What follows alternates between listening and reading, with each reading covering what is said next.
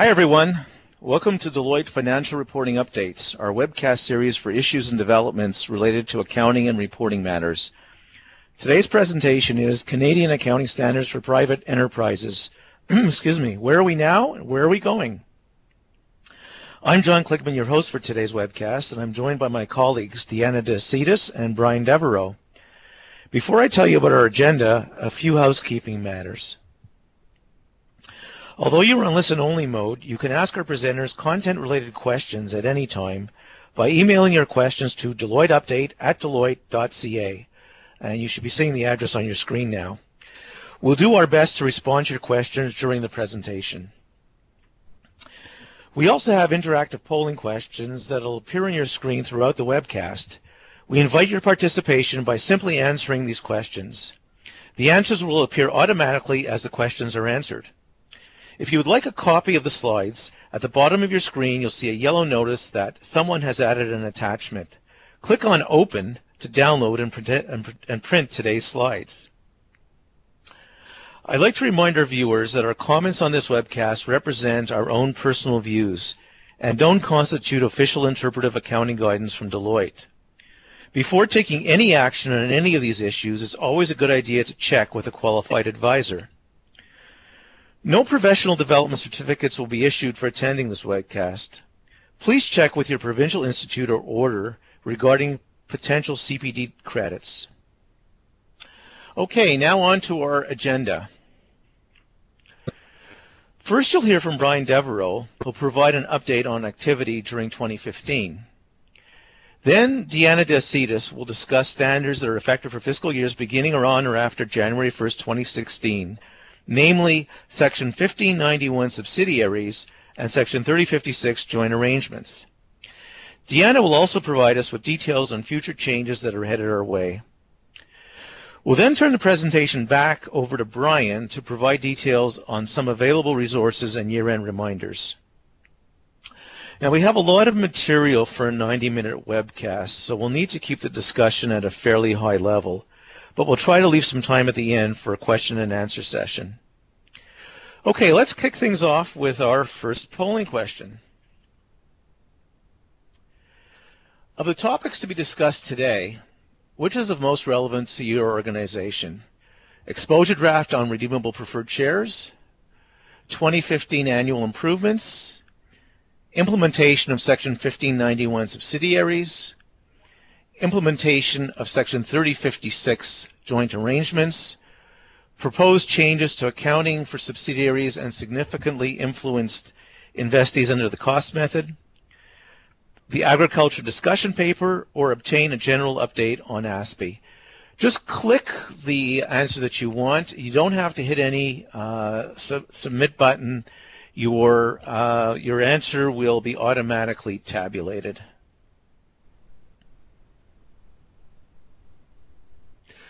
Okay, let's see where we're at. Just going to scroll down a little bit here. Okay, so a lot of folks are interested in the annual improvements, and more than half obtain a general update on ASPE. So I think you'll find that the presentation is fairly well balanced, dealing with all these various subjects, and hopefully you'll get a lot out of it. Okay, I'd now like to welcome our first speaker, Brian Devereaux. Brian is a senior manager in our National Office Accounting Group, working out of the Vancouver office. He focuses on accounting standards for private companies. Brian also works on a number of key audit engagements. Okay, over to you, Brian. Thanks, John. It was interesting to see the results of the poll there, and those that are interested in the preferred share issue, that's currently quite active. So in 2015, we didn't see much in the way of conclusions on changes to the handbook.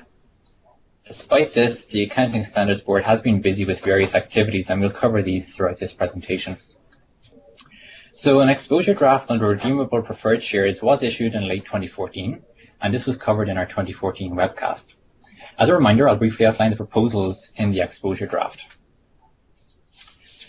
The current accounting standard allows for preferred shares issued under certain tax planning arrangements to be recorded within equity and measured at par, stated, or assigned value, which is quite often a nominal amount. This allowance was a carry forward from the differential reporting option under GAAP that existed prior to the introduction of ASPE. It was intended to provide relief from liability classification of such shares in intergenerational transfers of businesses. The motivation for the change was based on a view by the Accounting Standards Board that there was abuse of this relief with application outside of the original intention. Also, alternative tax planning arrangements have developed that are currently outside of the current scope of this guidance. In a recent CPA webinar on this topic presented on September 18, 2015, there were some interesting results from a polling question. Results indicated that 58% of participants saw this treatment of shares in intergenerational transfers.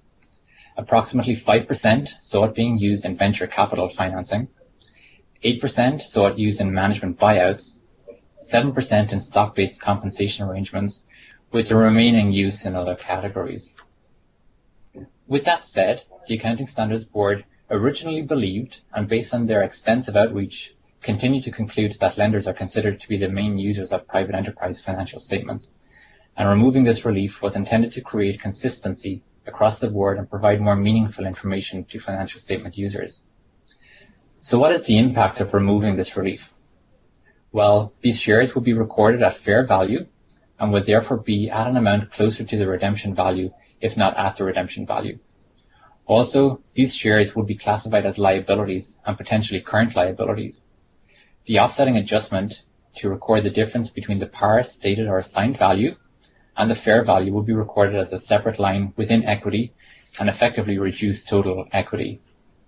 So for example, if you have 1,000 preferred shares issued, recorded at a par value of $1 per share and a redemption amount of 10 million. Under the proposed treatment, a liability of $10 million will be recorded possibly to current liabilities, and shareholders' equity would be reduced by $10 million.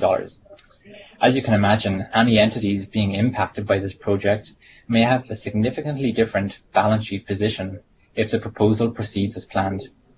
If you have preferred shares and have not considered the potential impact, we would suggest that you look into this sooner rather than later. The exposure draft attracted a lot of attention with over 70 responses. There were several consistent themes throughout the responses, including concerns with users misunderstanding liability classification and viewing the reporting entity in a negative financial position, the cost of renegotiating debt facilities due to the increase in liabilities and the offsetting reduction to retained earnings, the risk of unintended tax consequences, and the challenge of determining the fair value of the redemption amount of such shares.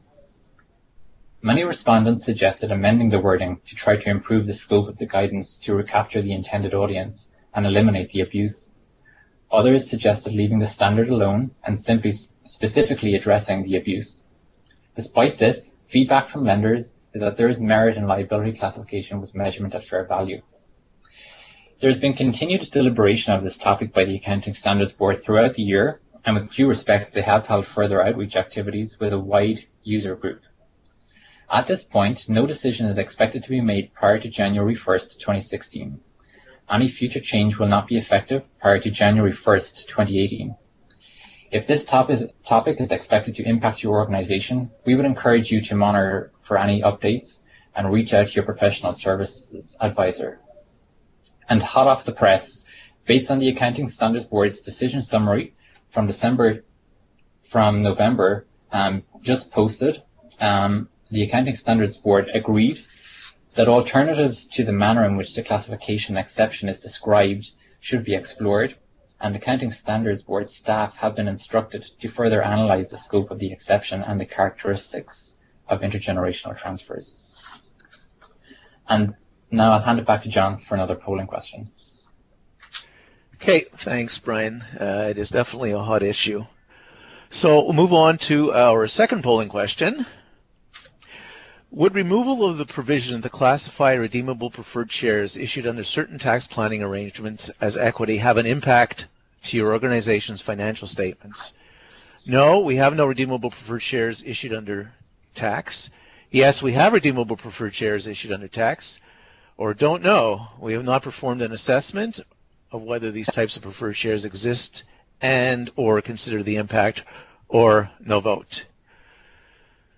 So give it a second. It looks like the numbers have stopped. So it looks like, well, almost 2/3 have no redeemable preferred shares, but 22% of our viewers do have preferred shares issued under tax planning arrangement. Well, now it's 24%. Maybe I spoke too soon. Have redeemable preferred shares issued under tax planning arrangements. So for a quarter, it definitely is an issue. There's another 16% that say they haven't, or 15% have not performed the assessment yet. I know from a previous webcast that we had, this was a very big issue for some of our viewers. Okay, back to Brian with more information on recent developments. Thanks, John. So in late 2015, the Accounting Standards Board commenced a post-implementation review of the Financial Instruments Standard. This was the first such review of its kind by the Accounting Standards Board, and the intention was to assess whether the standard provides financial statement information that is useful to users and how the usefulness of this information could be improved, whether there are unexpected costs or challenges in applying the requirements of the standard, and whether there are areas of the standard that represent interpretation challenges and, as a result, impair the consistent application of the standard. The topics considered included initial and subsequent measurement, transactions involving financial instruments with related parties, impairment of financial instruments, liability versus equity classification, hedge accounting, and disclosures. A feedback statement was issued in September based on responses to the review. Some respondents highlighted the challenges of measuring debt that is issued at non-market rates. There was acknowledgement that confusion exists regarding scope, initial and subsequent measurement of financial instruments issued between related parties. For example, the standard is not clear on how to measure the carrying amount of a new loan in a related party transaction. Lack of explicit guidance on accounting for related party financial instruments after initial recognition. There was also some feedback on disclosures lacking meaningful information, with boilerplate wording being used. In determining next steps to findings from the review, the Accounting Standards Board will consider the frequency of the concerns raised, pervasiveness of the issues, whether the concerns lead to diversity in practice, whether the concerns are the result of complex transactions or may lead to complexity in the accounting for transactions. Any future changes will follow the standard process, with minor amendments being considered in the ASPE annual improvements process, and more significant changes being a separate project. We now move on to the 2015 annual improvements process.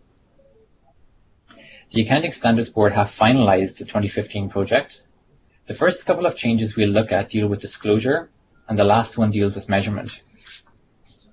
So the first change deals with disclosures for business combinations.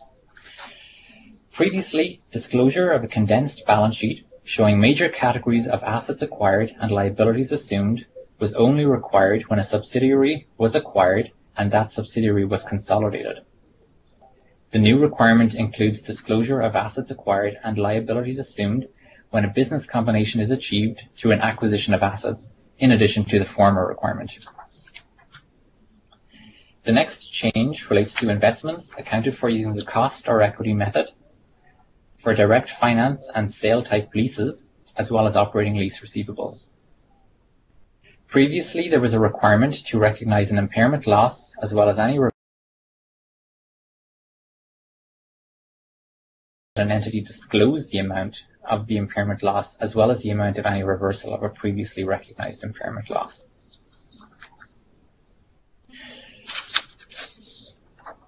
The amendment to employee future benefits was a bit more challenging to finalize. This was tackled in the 2014 annual improvements, but was not finalized. It was carried forward to the current year and has now been finalized. The change is focused on defined benefit plans. Previously, entities had an accounting policy choice to use either a funding valuation report or an accounting valuation report. Under the change, this choice has been restricted. If we can just advance the slide there as well, please.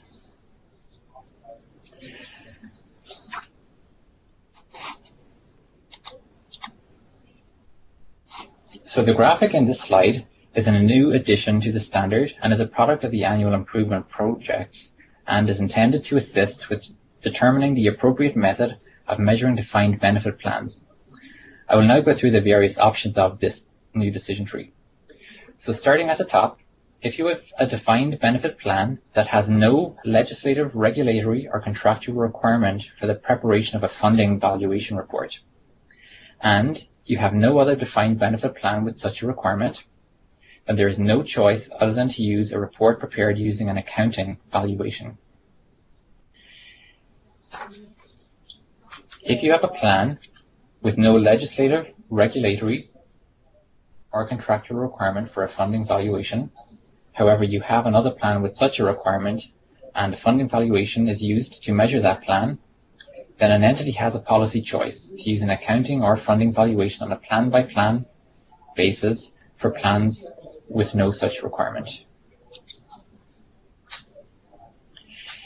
If a plan has a legislative, regulatory, or contractual requirement for a funding valuation, then an entity has a policy choice to measure all such plans using the funding or the accounting valuation.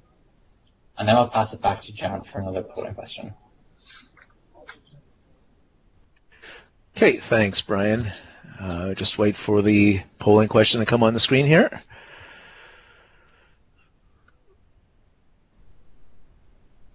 There we go. Okay. Does your organization have a defined benefit plan that is impacted by the amendment in the 2015 annual improvements? My organization has a defined benefit plan and no change is expected. My organization has a defined benefit plan and a change will be required. My organization has a defined benefit plan. We have not considered whether there will be a change or not applicable as no defined benefit plan exists within my organization. Well, I guess for 7%, probably, I would say this is probably, well, no, maybe can make it 9%. Looks like the overwhelming majority do not have defined benefit plans, but hopefully of those folks who are on the line who do, hopefully the information that we provided to you has alerted you to some of the changes that are going to impact you. Okay, I'd now like to introduce our next speaker, Deanna DeCitis. Deanna is a partner in Deloitte's national office specializing in providing accounting services to engagement teams and clients on the application of ASPE and IFRS. Deanna has led the development of firm publications dealing with IFRS and is a frequent speaker at firm and external conferences on ASPE and IFRS accounting matters. Deanna is also a member of the Accounting Standards Board's Private Enterprise Advisory Committee, or PIAC. Over to you, Deanna. Thanks, John, and hello, everyone. So now we're going to look at two standards that are effective for fiscal years beginning on or after Jan 1st, 2016. These two standards deal with the accounting for subsidiaries and joint arrangements. So starting with Section 1591, the Accounting Standards Board issued Section 1591 in 2014, and it replaces Section 1590, subsidiaries, and results in the withdrawal of ACG 15, consolidation of variable interest entities. Section 1591 was issued in response to comments that ACG 15 was too complex to understand and too difficult to apply in practice. So Section 1591 addresses this by providing new guidance for determining whether one enterprise controls another through means other than holding equity interests, for example, through contractual arrangements. However, it scopes out contractual arrangements between entities under common control. This new guidance will impact entities which prepare consolidated financial statements, so really those that apply consolidation as their accounting policy choice for subsidiaries. An entity which prepares consolidated financial statements may determine that it has control over entities that were not previously consolidated as a variable interest entity under ACG 15. Also, an entity may determine that entities previously consolidated under the expected losses and returns model in ACG 15 are not controlled under the new guidance and therefore need to be deconsolidated. The existing guidance for determining whether one enterprise controls another through voting interest has not changed, so the presumption still exists that one enterprise that holds equity interests sufficient to elect a majority of the board of directors of another enterprise has control over that entity. The new standard retains the accounting policy choice to account for subsidiaries using the cost or equity method. It does, however, clarify that this policy choice applies to enterprises that are controlled through voting interests, potential voting interests, or a combination thereof. Under the new standard, an enterprise is required to review contractual arrangements with enterprises where the equity interest may not be the dominant factor in determining control. This may be the case where equity interests do not provide the holder with the ability to determine the strategic, operating, investing, and financing policies of the other entity. In these circumstances, the entity would review its contractual arrangements with another enterprise. Examples of contractual arrangements that might confer control are shown on the slide. So for supply arrangements, and as an example, an enterprise may have a contractual arrangement with another enterprise to manufacture a key component for use in its own operations. It would be important to evaluate whether the contractual arrangement gives the enterprise unilateral decision-making authority over the manufacturing activities of that other entity. So in terms of the product that's manufactured, what that represents out of the total capacity of the entity, the pricing of the product, and so forth. An enterprise may also have a contractual arrangement with another enterprise to act as a distribution channel for its product, in which case it would be key to understand what authority the enterprise has over the distribution operation, whether it can distribute product only for the enterprise, whether the enterprise decides the pricing, etc. Management contracts. An enterprise might also be able to exert control through management contracts. For example, an enterprise may provide management or operating services to another enterprise, such as managing a real estate property or a mining and oil and gas operation. It will be important to distinguish whether the entity is making decisions for its own behalf or it may be acting as an agent on behalf of another entity in making these decisions. Lease agreements. An enterprise may also have entered into a lease agreement with another entity which holds a single asset which it leases to the reporting entity. An enterprise would determine whether it has control over the benefits and use of the asset by virtue of the lease agreement. License agreements. An enterprise may have entered into a license agreement with another enterprise in which the other enterprise licenses technology or the trademark of the reporting enterprise in order to sell its products or services. An enterprise would consider whether the terms and conditions of the license agreement give it the unilateral right to make decisions over the other enterprise's activities. Finance agreements. An enterprise may have entered into an arrangement where it provides subordinated financing or guarantees the debt of another entity. This situation isn't determinative that control exists, but the terms of the contractual arrangement may indicate that in exchange for this financing, the entity has the right to decide the policies of the other enterprise on its own.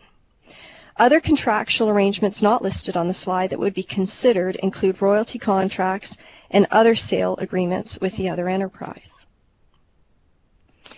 Section 1591 provides that an enterprise has control through contractual rights when two conditions are met. The rights are sufficient to direct the strategic, operating, investing, and financing policies of the other enterprise without the cooperation of others, and the enterprise has the right and ability to obtain future economic benefits and is exposed to the related risks of the other enterprise. These conditions should look familiar. They're the same conditions that are currently used in Section 1590 for evaluating control through voting equity. They are now applied to evaluating control for all types of entities, those which may be controlled through voting equity, as well as those which may be controlled through contractual arrangements. This is very different to the guidance in ACG 15, which did not focus on control, but rather required the other entity to be a variable interest entity, and in order to consolidate, the enterprise had to be the primary beneficiary, which meant it was exposed to a majority of the expected returns and losses from the variable interest entity. Section 1591 does not require that an entity absorb a majority of the expected returns and losses from the entity, but rather that it have control and the rights to benefits and exposure to losses from that other entity. Section 1591 provides specific facts and circumstances to consider when evaluating whether control exists. These facts and circumstances are similar to those in IFRS 10, consolidated financial statements. However, the two standards are not converged, so care should be taken if IFRS 10 is read to gain insight into the facts and circumstances to consider. Most importantly is the fact that IFRS 10 is based on a different definition of control than exists in ASPE. The new guidance requires an enterprise to consider a number of facts and circumstances when evaluating whether contractual rights confer control. So an enterprise would consider the degree of involvement it has in determining the purpose and design of the other enterprise. Being involved in the design of the other enterprise is not sufficient to give it control. However, involvement in the design may be indicative that the enterprise had the opportunity to obtain rights that would give it control. From a strategic policy standpoint, an enterprise would also consider how decisions are made about the strategic, operating, investing, and financing policies of the other enterprise. This would include, for operating policies, approval of raw material or supply contracts and labor contracts. For investing policies, approval of the acquisitions over capital assets and the CapEx budget, and for financing policies, approval over how the entity finances itself through debt or equity and the dividend policy. An enterprise would also consider the risks the other enterprise was designed to be exposed to, the risks it was designed to pass on to others, and whether the enterprise is exposed to some or all of these risks. Examples of the risks include interest rate risk, price risk, credit risk, and operating risk and foreign exchange risk. An enterprise would also consider whether it has the continuing ability in a contractual arrangement to direct the strategic policies of the other enterprise without the cooperation of others. Actually, if we can just go back a slide, please. An investor would consider all rights over the activities of another enterprise, including put, call, or liquidation rights, and whether these give the enterprise the ability to direct the key activities of the other enterprise.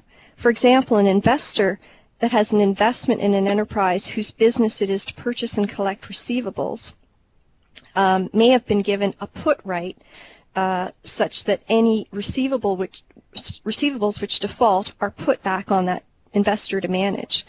These rights, the put rights, would need to be assessed to determine whether or not they would confer control onto the investor. An investor may also be involved with an enterprise where the direction of its activities are predetermined unless and until particular events and circumstances occur. These enterprises are often referred to as being on autopilot. So, for example, an enterprise may hold a portfolio of property interests that may provide a predictable level of return with little or no input from investors. If an investor holds decision-making rights in the event that a blue-chip tenant defaults or there's significant damage to a property, those rights could confer control even before that event or circumstance occurs. At the end of the day, the standard emphasizes that professional judgment should be applied and all facts and circumstances considered before concluding on whether one enterprise has control over another. This next slide deals with the planning for transition to adopt Section 1591. One of the first considerations is whether the consolidation model will be applied to subsidiaries after the effective date, either as a continuation of the current accounting policy or a change in accounting policy to adopt consolidation. If a company voluntarily adopts the policy of consolidating its subsidiaries when it adopts Section 1591, it can avail itself of the transitional provisions in Section 1591. These transitional provisions allow for several methods for initially measuring the assets, liabilities, and non-controlling interest of a subsidiary that now needs to be consolidated. A company would also consider whether it has any variable interest entities which were previously consolidated under ACG 15. These entities would need to be evaluated to determine whether a company has control over them based on the new guidance. If so, consolidation of such entities would continue to be appropriate. A company would also identify any contractual arrangements it has with unconsolidated enterprises to determine if those contractual arrangements alone or together with equity interests might confer control under the new guidance. So you might consider an arrangement where a company has a 50% or smaller ownership interest in another enterprise, but may also have contractual rights that may be sufficient to give it control. On the opposite side, you might consider an enterprise with a 51% voting interest may not have control over the strategic policies if there is another party that exercises significant rights through contractual arrangements. Lastly, it's important to consider whether enterprises that are currently subsidiaries have contractual arrangements with other parties that may confer rights to power to another enterprise, which may indicate that a more detailed control analysis is necessary. For some enterprises, the control analysis will be relatively straightforward, and for others it'll be more challenging. So it'll be important for companies to begin the process early of identifying entities which may be controlled through contractual rights and begin gathering the information necessary to perform the analysis. Entities should identify those companies where the control assessment is borderline or highly judgmental and prioritize these. As always, you should reach out to your accounting advisors with any questions on the application of the standard to your situation. And with that, I'll turn it back to John. Okay, thanks, Deanna. We have another polling question coming up regarding what Deanna just spoke about. How prepared is your organization for the transition from Section 1590 and Accounting Guideline 15 to Section 1591? We have begun to identify enterprises that we may control through other means. We are more than 50% through the analysis to determine whether we may control enterprises through contractual arrangements. We are almost done the analysis to determine whether we may control enterprises through contractual arrangements. We have not yet considered implications to our organization, or we don't believe the standard will impact our organization. Well, I guess besides the 3 quarters that say it will not have an impact, there's about a quarter that have not yet considered the implications, and a very small number who are either all the way there or halfway through. There's more to this than meets the eye, particularly if you've got a lot of contractual arrangements with other parties, and you may find that you may be consolidating entities that you didn't before, or vice versa. So I think it's going to require an analysis of various relationships that you have with other parties to determine whether you have control or not under the new Section 1591. And with that, I'll turn it back to Deanna.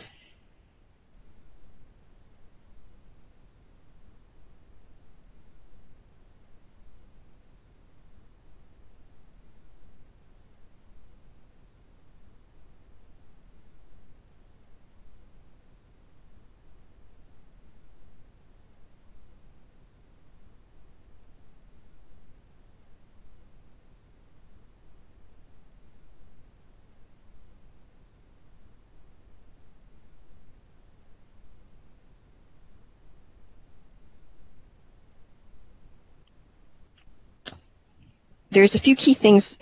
Sorry, I think I may have just cut out.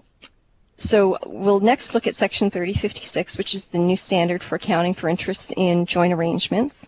And as you might notice, there's been a change in terminology so that under the old guidance, the term was joint ventures, and the Accounting Standards Board has now borrowed the new terminology, joint arrangements, from IFRS. So I'll cover off a few things that are in the new standard that have not changed. So first off, the new standard does not change what constitutes a joint venture, which is 2 or more investors being bound by a contractual arrangement that gives them joint control over an economic activity. The new standard also does not change the definition of joint control, which is the contractually agreed sharing of the power to determine the strategic policies over an activity. The new standard further does not change the guidance in old Section 3055, which acknowledges that there are 3 main types of joint ventures, being jointly controlled assets, jointly controlled operations, and jointly controlled enterprises. Where the new standard will really impact people is that it changes how companies will account for their interests in joint ventures. So the accounting policy choice that existed in Section 3055, which allowed an entity to account for its jointly controlled interest in any type of joint arrangement using the cost, equity, or proportionate consolidation method, has been eliminated. So the enterprise would now need to account for its interest in the joint arrangement based on the type of joint arrangement. Section 3056 also simplifies the accounting for contributions or sales of assets to a joint arrangement. It does this by eliminating the requirement to defer and amortize gains on the sale or contribution of assets to a joint arrangement that are attributable to the non-related investors. So under 3056, that portion of the gain attributable to the non-related investors would be recognized in full in income at the time of the contribution or sale. Just as a final reminder, it's important to remember that even though the name of the standard is the same as it is in IFRS, that and a lot of the concepts in Section 3056 are based on those in IFRS, the two standards are not converged. So for example, IFRS 11 contains a different definition of joint control than it exists in Section 3056 for ASPE. So this next slide illustrates what the accounting will be for joint arrangements under Section 3056. And really the objective of changing the accounting for interest in joint arrangements is for investors which have joint control and have rights to the assets and obligations for the liabilities of the joint arrangement to recognize these in the financial statements with a certain exception for jointly controlled enterprises, which we'll get to. So in order to determine whether an enterprise has rights to assets and obligations for liabilities, we look to the classification of the joint arrangement, as that's what really drives the accounting. So if we look at the three columns in the table, we'll start off with the first one. For jointly controlled assets, an investor with joint control is presumed to have direct rights to the assets and obligations for the liabilities of the joint arrangement, as it's not housed in a separate legal entity.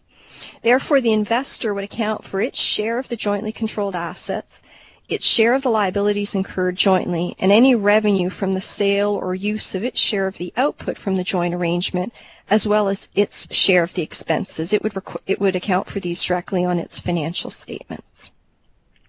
A jointly controlled enterprise is slightly different from a jointly controlled asset in that it usually involves an investor using its own assets and its own resources, such as employees, to conduct the joint arrangement. Those assets remain under the ownership and control of the entity, and each investor also incurs its own expenses and liabilities and raises its own financing. However, like a jointly controlled asset, jointly controlled operations are not conducted through a separate legal vehicle. Therefore, there's a presumption in the standard that investors with joint control will have direct rights to the assets and obligations for the liabilities of the joint operation.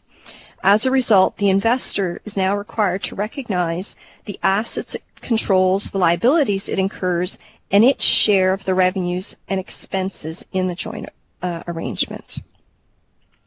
If you look off to the third column, it deals with the accounting for jointly controlled enterprises. So in this situation, Section 3056 provides an investor with an accounting policy choice to account for its interest using the cost method if applied to all jointly controlled enterprises, the equity method if it is applied to all jointly controlled enterprises, or it can elect to analyze its interest in each jointly controlled enterprise that it has. If the analysis reveals that the investor has rights to assets and obligations for liabilities for the jointly controlled enterprise, it would account for its share of these assets and liabilities in its financial statements. If, on the other hand, the analysis reveals that the investor has rights to the net assets only of the jointly controlled enterprise, it would account for its interest using the cost or equity method. So just stepping back and comparing this to the accounting that we had under Section 3055, there will be a couple of changes. So an enterprise which had joint control over a jointly controlled asset or operation will no longer be able to apply the cost or equity method. In addition, an enterprise that has joint control over a jointly controlled enterprise will no longer be able to elect to apply proportionate consolidation. It will have to demonstrate that it has rights to the assets and obligations for the liabilities of the joint arrangement in order to account for these. You'll also note when you read through the standard, there's no mention of the term proportionate consolidation. Proportionate consolidation may give results that are similar to accounting for an entity's share of the assets and liabilities in a joint arrangement, but they may not be identical. So under proportionate consolidation, the amounts recognized were often based on an investor's ownership interest in the jointly controlled enterprise.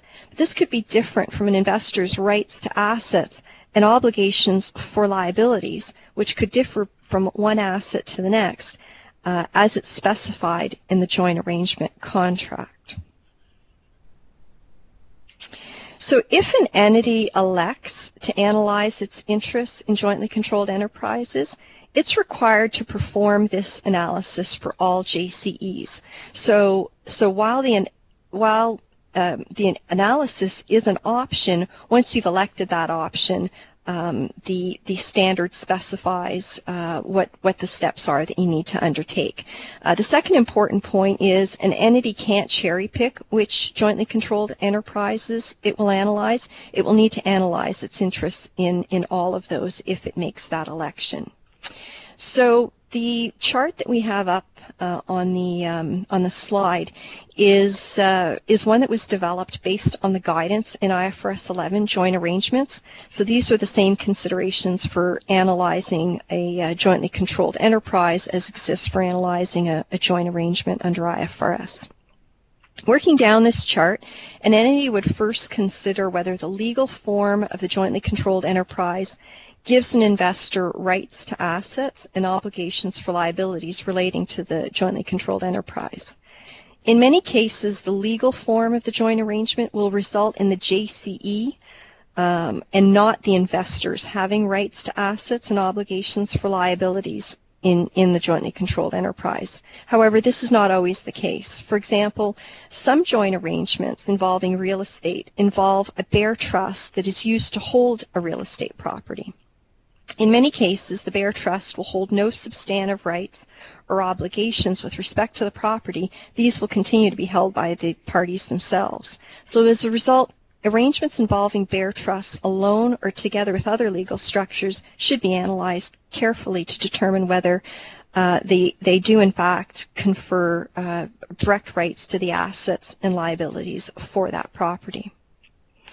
If the legal form does confer separation, meaning that the investors are not entitled to rights to assets and obligations for liabilities, then the investor moves to the next step in the chart and considers whether the terms of the contractual arrangement specify that the investors have rights to assets and obligations for liabilities. So in the standard itself, there's a chart of commonly used terms in contractual arrangements, and it indicates which of those are indicative of a right to assets, individual assets and liabilities, and which of those are only indicative of a right to net assets only. And you'd need to analyze this for both the assets and liabilities. So if we consider just the asset side, if a contractual arrangement specifies that the investors share all interests, like right, title, and ownership in the assets of a jointly controlled enterprise, in a specified proportion, this would be indicative that those investors have rights to the assets of the JCE. In contrast, if the contractual agreement specifies that the assets brought into the JCE or those subsequently acquired by the jointly controlled enterprise are the assets of the jointly controlled enterprise and the investors otherwise have no right, title, or ownership in those assets, such a term would be indicative that it is the JCE and not the investors that have rights to those assets. But it's very important to consider all contractual agreements before formulating any conclusion. If neither the legal form nor the contractual arrangement gives the investors rights to the assets and obligations for the liabilities of the joint arrangements, an investor would consider other facts and circumstances. So this looks at whether the joint arrangement was designed to provide the investors with an output such that the investors have substantially all the economic benefits of the assets held in the jointly controlled enterprise, and the jointly controlled enterprise depends on those investors on a continuous basis for settling the liabilities relating to the activity conducted through the jointly controlled enterprise. This is probably the most judgmental and complex portion of the analysis. Some additional guidance exists in the form of examples in IFRS 11 and certain IFRIC rejection notices that have recently been published if you need further information with respect to this portion of the analysis. If an investor is analyzing other facts and circumstances, care should be taken to understand the purpose and design of the arrangement, including the terms for purchasing the output and whether the investors versus the jointly controlled enterprise absorb inventory, credit, or other risks.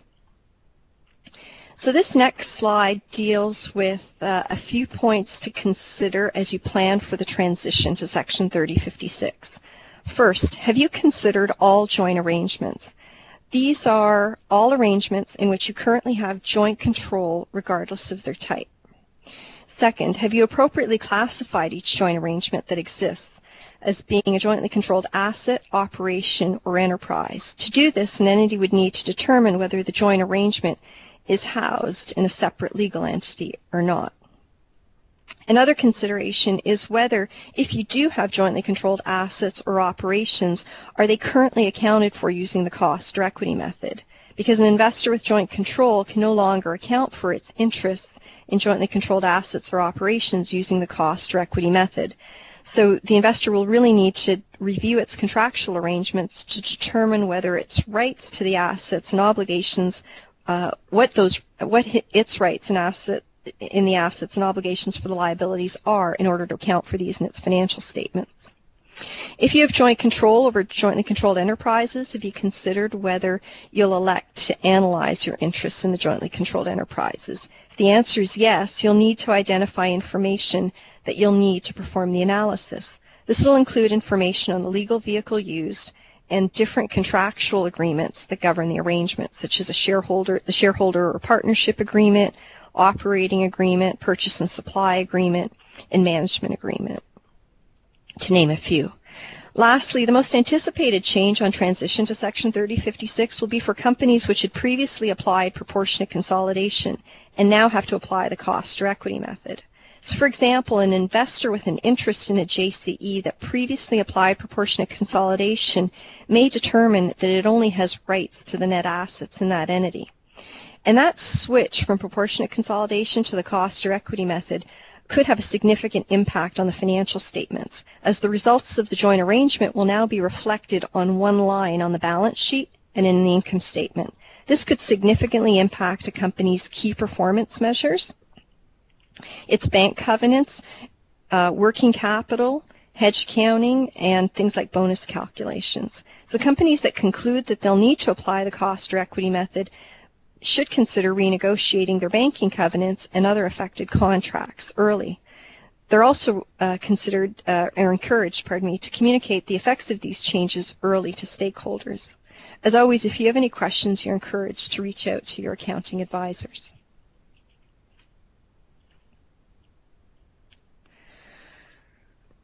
So with that, we will switch gears into the next section, which is future changes headed our way. So this next slide summarizes the active projects that the Accounting Standards Board has on its work plan for ASPE. The first is the Accounting Standards Board's Strategic Initiative, which is a project to develop the Accounting Standards Board's next strategic plan. So the objective is really to confirm whether the strategy for having one framework for private enterprises remains appropriate and to solicit input as to how to better implement this strategy. In the category of major improvements, we have 3 projects: agriculture, redeemable preferred shares issued in a tax planning arrangement that Brian talked about, and subsidiaries and investments. So we'll look at each of these projects next.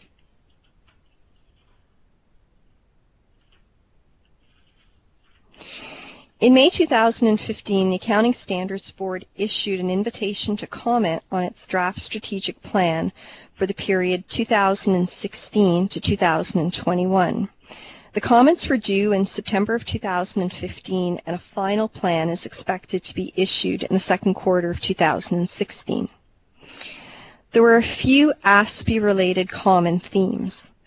First, the Accounting Standards Board will continue its core strategy of maintaining a separate set of accounting standards for private enterprise. And the Accounting Standards Board will also continue to monitor changes in other jurisdictions like the U.S.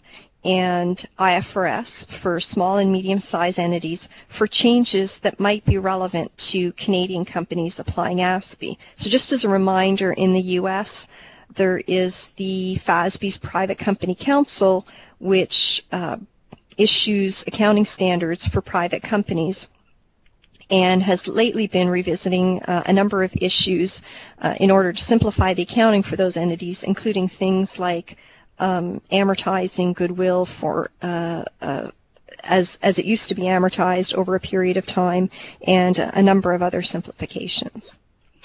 The third thing that the strategic plan challenges this year is one of the fundamental assumptions in ASPE that these standards were developed primarily to meet the needs of creditors. The Accounting Standards Board has asked for feedback on whether there are other frequent users of ASPE financial statements, what their financial information needs are, and whether they are significantly different from those of creditors. Those entities that might fall into this category of other users include private equity investors.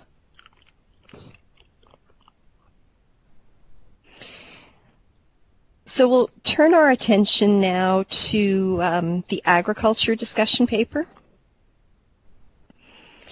So up to this point, financial statement preparers in the agricultural industry have looked to limited guidance in the handbook, industry publications, and other accounting frameworks, such as US GAAP and IFRS, for guidance on accounting for agricultural assets. This has led to a diversity in practice. As a result, the Accounting Standards Board has taken on a project to develop a standard to address the accounting for agricultural activity, which involves management by an entity of the transformation of living plants and animals, which are known as biological assets, for sale, for conversion into agricultural produce, or for breeding into additional plants and animals. The issues to be addressed by this project include: when should a biological asset, which is a living plant or animal, be recognized? Is it when it meets the definition of an asset, or at some other point? How should a biological asset be measured on initial recognition, whether that it's at cost or a current value?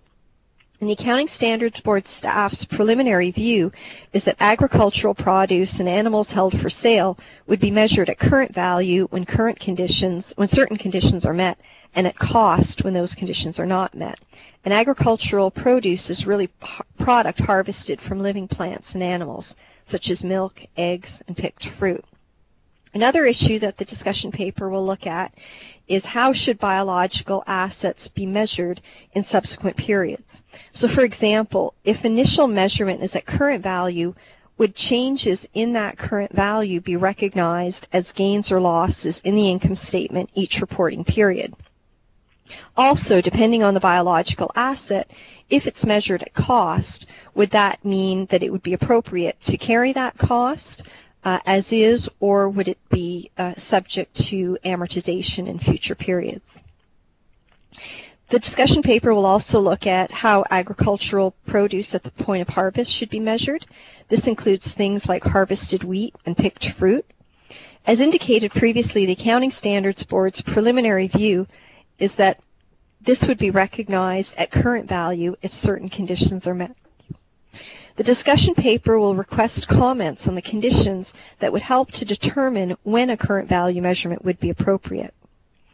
In addition, the discussion paper is expected to address what disclosures are required to enable financial statement users to understand the types of biological assets held, agricultural produce produced, and their measurement. Here are some examples of specific operations which might be impacted by the proposed guidance. Raising livestock, annual or perennial cropping, such as the growing of wheat, corn, or soy crops, cultivating orchards and plantations, floriculture or the cultivation and breeding of flowers, and aquaculture or fish farming. The Accounting Standards Board plans to issue the discussion paper by the end of this month, and the Accounting Standards Board tentatively proposes that there will be a 150-day comment period in which companies affected can provide their written responses to the questions posed in the discussion paper as well as the proposals.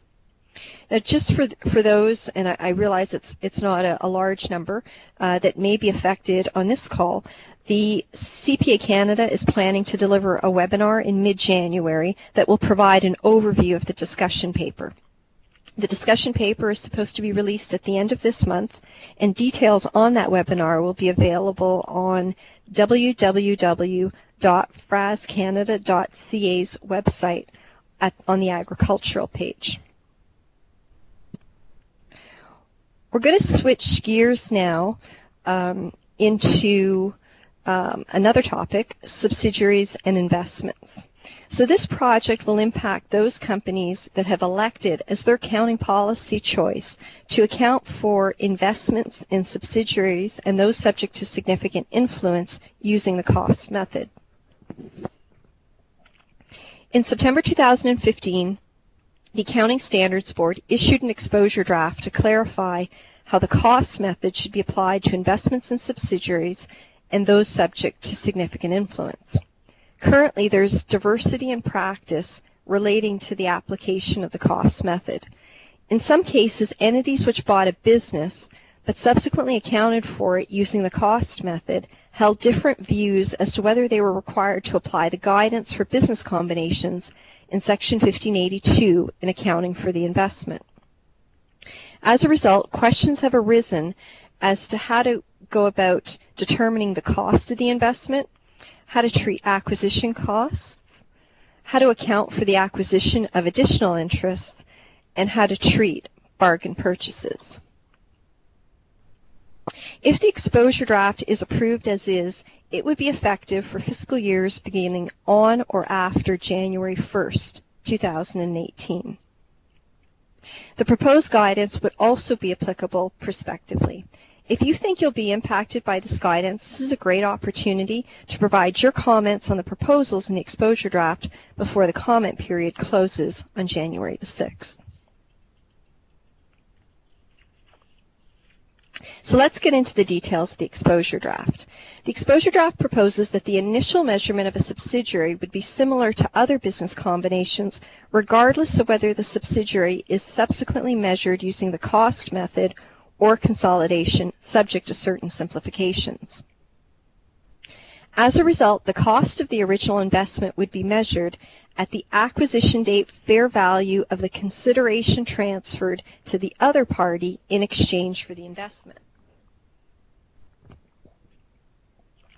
When the company increases its ownership interest, so let's say, for example, if you had a subsidiary and you had a 70% interest and you're going up to 75%, so you still have control before and after.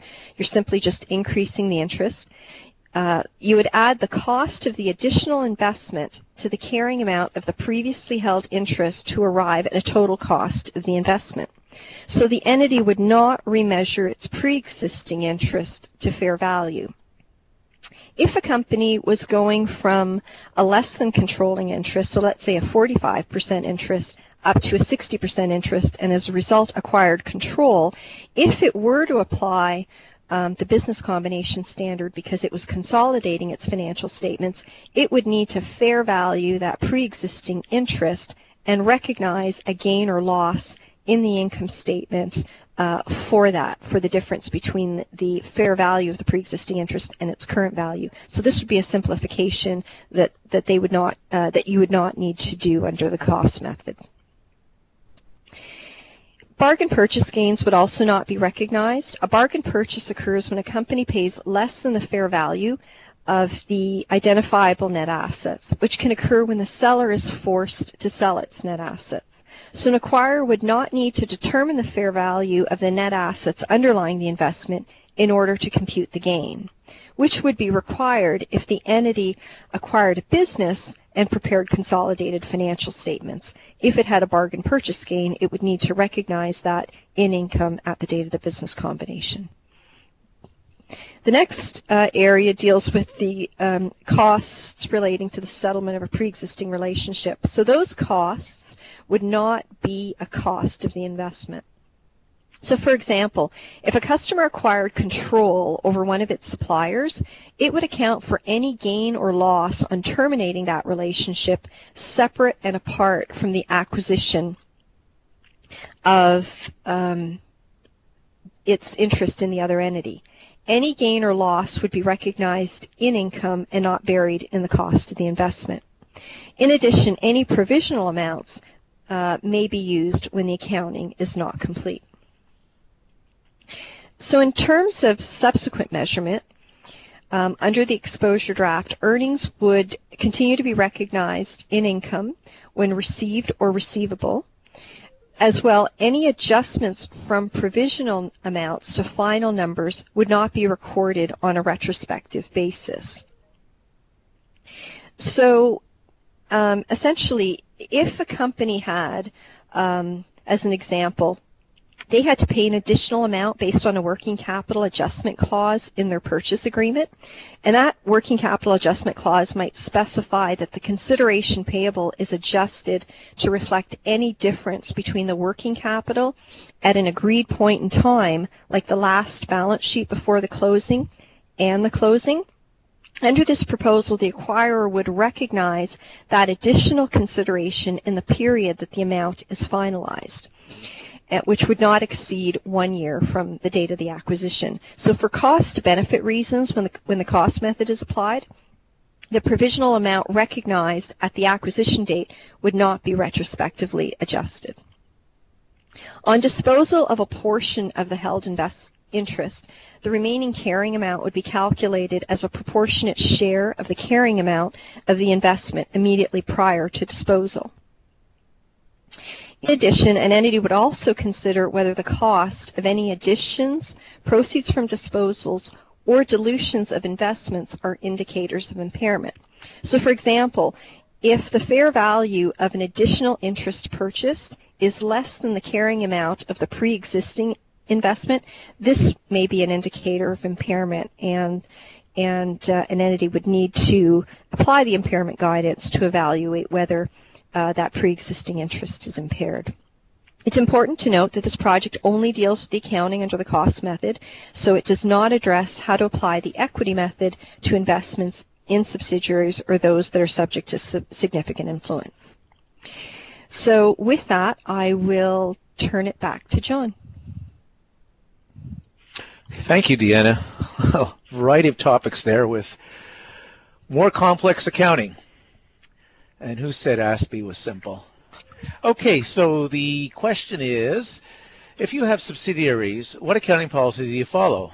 Cost method, equity method, consolidation method, or we don't have subsidiaries, or no votes? So, actually, I'm surprised that quite a few folks here actually use the consolidation method, even though it's not required under ASPE. So, I guess it does reflect the gamut of types of enterprises that follow ASPE, from very small ones to quite large and sophisticated ones.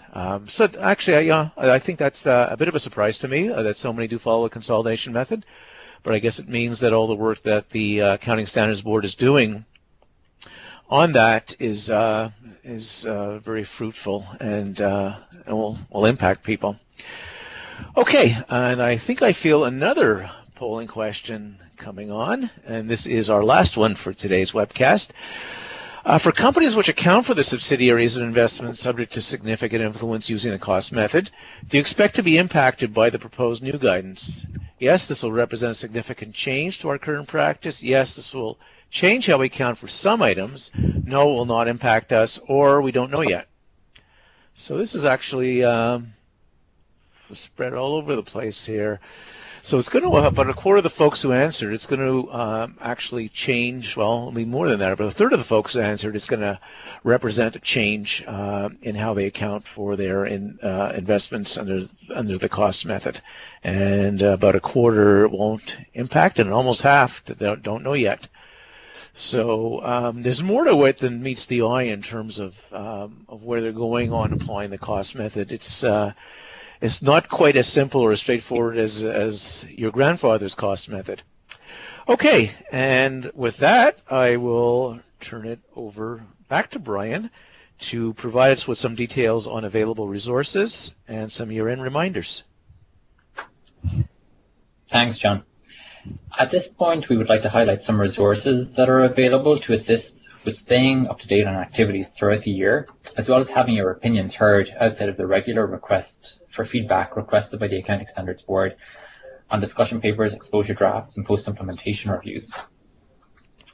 So Deloitte Canada's Centre for Financial Reporting, or in short CFR website, was launched earlier in the year and features an extensive collection of news and resources about accounting and financial reporting developments relevant to all frameworks that exist in the Canadian marketplace. Our site is useful and easy to use, and you can find the link to the website at the bottom of the slide, so please be sure to check it out. On the homepage, look out for the most recent accounting activities, and for more detailed information on existing standards, you can go to Standards at the top of the page and drill down to Accounting Standards for Private Enterprises. Likewise, for more details on current projects, click on Projects at the top of the page and drill down to ASPE projects. On this site, you'll also find a link to past recordings of webcasts, and this webcast will also be uploaded in the next couple of days, so will be available for any participants that have been unable to attend today, or if you would like to refer back to this webcast at any point in the future. And our next slide. So the Private Enterprise Advisory Committee, or PIAC, is a committee that was established by the Accounting Standards Board back in 2010 to assist in maintaining and improving accounting standards for private enterprises. The committee advises on the need for non-authoritative guidance related to ASPE standards. From time to time, the Accounting Standards Board may also request that the committee undertake research into the financial reporting needs of private enterprises. It's important that there be representation from preparers, participants, and users of ASPE financial statements. The chairperson is a member of the Accounting Standards Board, while other members consist of preparers, practitioners, and users. The committee meets approximately 4 times per year, and members of the public are encouraged to submit issues to PIAC for possible consideration as part of its annual improvements process. For further details on submitting an issue, please see the link in the slide. And our next slide, this provides a list of the various topics covered throughout the PIAC meetings held during 2015. And as you can see, many of the topics are based on current year Accounting Standards Board activities, with some consideration for future projects. For any participants that are interested in any or all of these discussions, PIAC meeting notes are available on the Financial Reporting and Assurance Standards Canada, or FRAS, website by following the link on the next slide.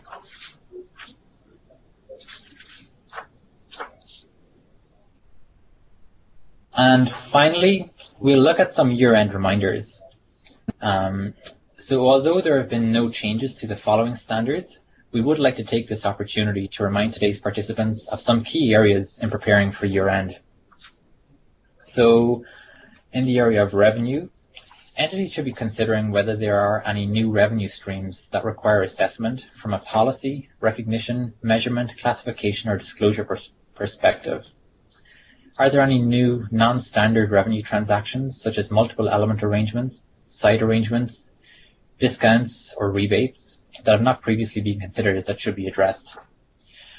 Does the income statement or a note referenced to the revenue figure on the income statement appropriately disclose the major categories of revenue? Do your accounting policies for revenue appropriately cover all material revenue streams? Does your entity have internal controls and processes in place to support the accurate reporting of revenue? Are these controls and processes reviewed and challenged regularly to ensure that they withstand the ever-changing business environment? So do they consider the increasing move to electronic forms of payment, transacting globally, and the ever increase in cyber risk? So on the next slide, we'll quickly look at assets held for sale. So most recently, we saw a narrowing of scope of the definition of discontinued operations, effective for years commencing on or after January 1, 2014. Again, we'd like to take this opportunity to remind those that may be analyzing assets with plans for sale to consider the requirements to be met in order to classify assets held for sale. There should be a commitment to sell by management with the appropriate authority. The asset should be available for immediate sale, subject only to typical terms for sale of such assets. There should be an active program to locate a buyer that has been initiated. It should be probable that the sale will occur within 12 months, and it should be unlikely that this plan to sell will be withdrawn. When a long-lived asset meets the criteria to be held for sale at the balance sheet date, an entity should consider other assets within the disposal group and evaluate those for impairment. The assets within the disposal group should be written down to the lower of the carrying amount and the fair value less costs to sell. Amortization should cease. The assets and liabilities held for sale should be presented separately on the balance sheet, and there should be consideration as to whether the disposal group meets the definition of a discontinued operation. If the held for sale criteria is not met, but there are indicators of impairment, follow Section 3063, Impairment of Long-Lived Assets. And Section 3063, Paragraph 10F, states that a current expectation that it is more likely than not that the asset will be sold or otherwise disposed of significantly before the end of its previously estimated useful life is a potential indicator of impairment.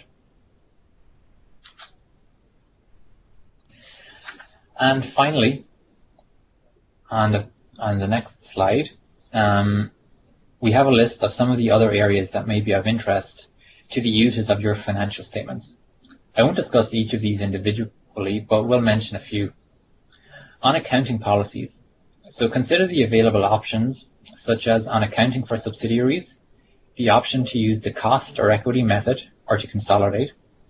On jointly controlled enterprises, the options as discussed earlier by Deanna. The option to capitalize or expense expenditures on internally generated intangible assets during the development stage. The availability of the funding or accounting valuation for certain defined benefit plans. The option to use the income taxes payable or future income taxes method. And the option to initially measure the equity component of a financial instrument that contains both a liability and equity component at zero. For entities that have entered into significant and or unusual transactions, we would recommend reaching out to your professional services advisor to identify the transaction, to consider the impact this may have on the financial statements, and to appropriately plan for the related testing in an audit or review situation, to ensure that reporting deadlines are adhered to and to avoid last-minute changes and surprises. On estimates, consider what are the key management estimates involved in your year-end financial reporting. For certain estimates, consider whether management has the necessary skills to appropriately determine the inputs and assumptions. With many estimates, the inputs and assumptions may involve the use of a range rather than a single data point. Ensure that the estimates are stressed and that you consider the high and low ends of ranges. The more sensitive your estimate is to individual inputs or assumptions, the more significant that input becomes. Consider involvement of experts outside of the finance department, ensuring that the most recent information is being used in determining the estimate. Where external experts are being used, management should review and understand the estimates and assumptions being used, ensuring that they are appropriate for the entity. And on impairment, it is important to consider whether impairment indicators exist due to recent economic events such as the decline in the strength of the Canadian dollar compared to the US dollar, or the fall in some commodity prices such as oil and gas. And with that, I'll pass it back to John. Okay, thanks very much, Brian. I guess we're now at our question and answer session. So just to let you know that if we don't get to all of your questions today, particularly if they relate to specific fact patterns for your organization, please discuss your questions with your Deloitte contact, and they'll be happy to help you through the issue. Okay, I guess the first question I have is for Brian. One of our listeners or viewers wants to know whether the changes that you referred to regarding defined benefit plan, the employee defined benefit plans, will apply to not-for-profit organizations. Yeah, so Section 3463 in Part 3 of the handbook is relatively narrow in scope. And it does make reference to Section 3462, which is the Employee Future Benefits section in ASPE. And so with the limited guidance in not-for-profit organizations, it does make reference back. So in this situation, the change will be applicable to not-for-profit organizations. Okay, well, thank you. Question for Deanna on Section 1591. What if I choose to prepare non-consolidated financial statements? Can I just ignore subsidiaries controlled through contractual arrangements?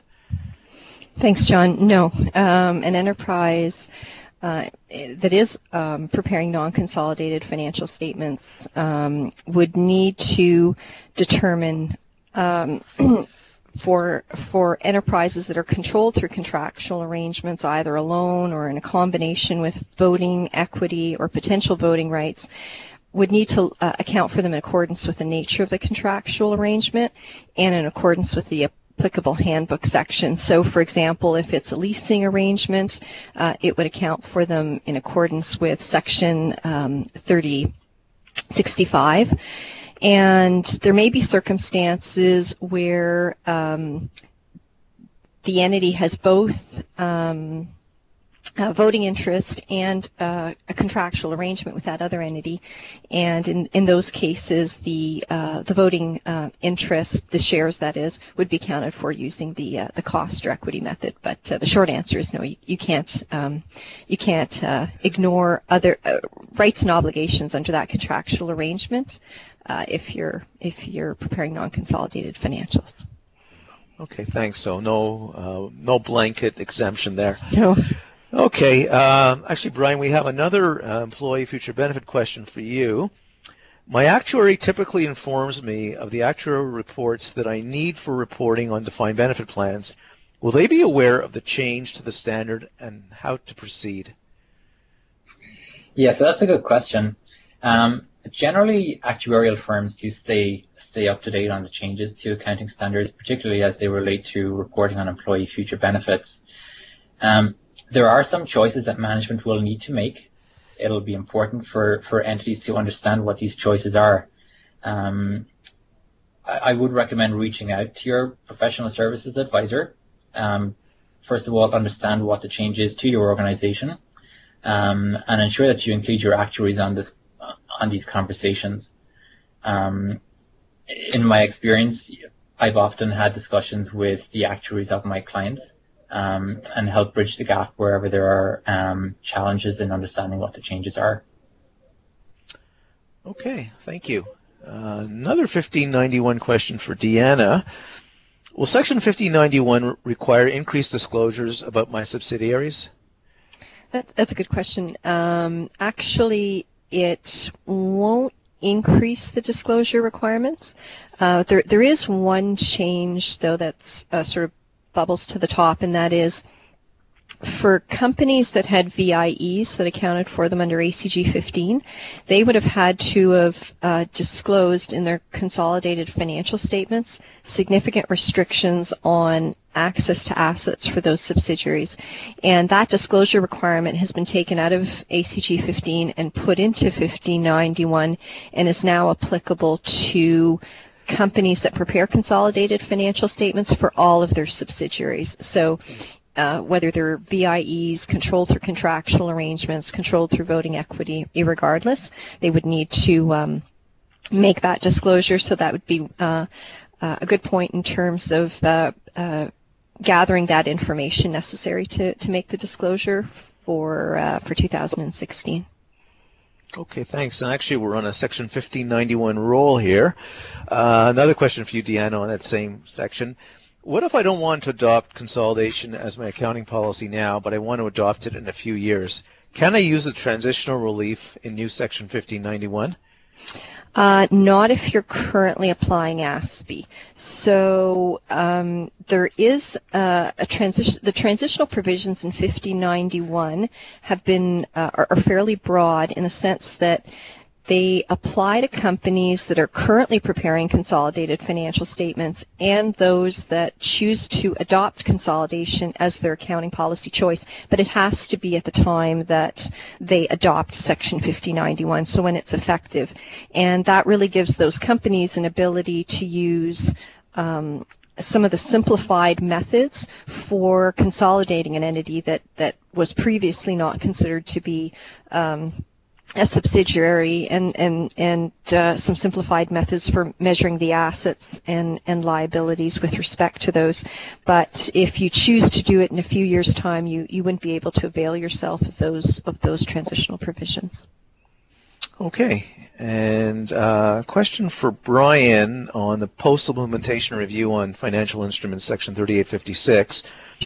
I noticed on the slide related to the post-implementation review of Section 3856 that the post-implementation review is going to address hedge accounting. Is there a chance that they'll broaden hedge accounting under ASPE to accommodate more hedging scenarios?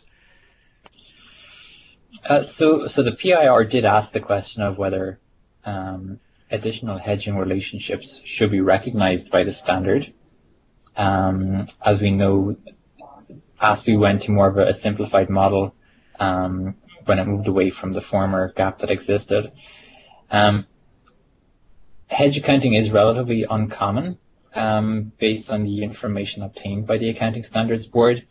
But there was feedback from the respondents to this PIR that increasing the scope may more accurately reflect the economics of certain business activities. As of right now, we don't have any more information as to how the Accounting Standards Board will react to this feedback. So as of right now, it's we have to wait and see. Okay, we'll have to watch out for that. Deanna, a question on joint arrangements. We have two jointly controlled enterprises which we account for using proportion consolidation. We think we will have to change to use the cost or equity method because we only have rights to the net assets. Do we need to retrospectively restate the investments back to day one? No. There is transitional relief in Section 3056 that would basically say that you would collapse the assets and liabilities that you proportionately consolidate at the beginning of the earliest comparative period, and that net amount would be deemed to be the cost of the investment at that time. And that investment would be subject to impairment testing. After that point, you would account for the investment using the cost or equity method. Now, the rules are more detailed than I've just described, but all to say that you wouldn't need to go back to inception when you either formed or purchased the investment and sort of recreate what that investment would be. It would be at the beginning of the comparative period is when you'd need to do the work. There's also additional rules in there if the investment is in a negative position, and it gets more complicated. But to answer the question, no, you don't need to go all the way back to day one. Okay, Deanna, and I do have another one on 3056 related to, well, I guess transition or early adoption. If I want to early adopt Section 3056, can I do that? Yes, you can. It is available for early adoption. However, you would also need to adopt the amendments to Section 3051 dealing with investments.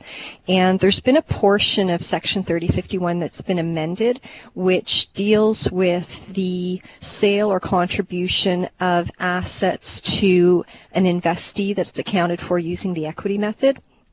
And the intention was really that guidance mirror the guidance that's been added to 3056 for when an asset is contributed to a jointly controlled asset or operation. So if you are early adopting, you would need to be mindful of those additional requirements in Section 3051.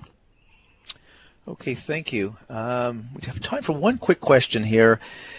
You mentioned also in 3056, Deanna, you mentioned that proportionate consolidation under Section 3055 may not give us the same results as recognizing your share of the assets and liabilities under 3056. Can you provide us with a very simple example that would illustrate that difference?